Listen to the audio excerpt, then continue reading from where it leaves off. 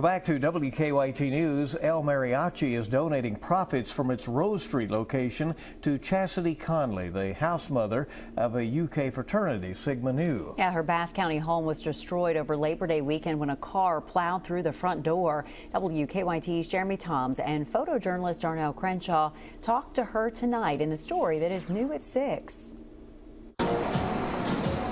The Thursday lunch crowd at El Mariachi Mexican Restaurant and Cantina will be fed in multiple ways. They'll receive their usual meal, but the proceeds from that meal will help someone else. Hernan Leon is the restaurant owner.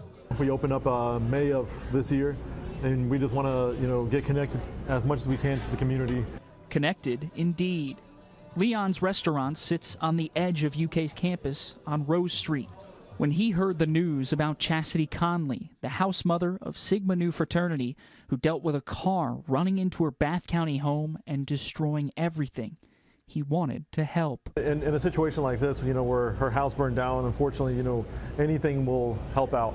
Leon decided all proceeds from Thursday's sales from 11 a.m. to 9 p.m. will go to Conley's family to help rebuild. JT Furco is a Sigma Nu member.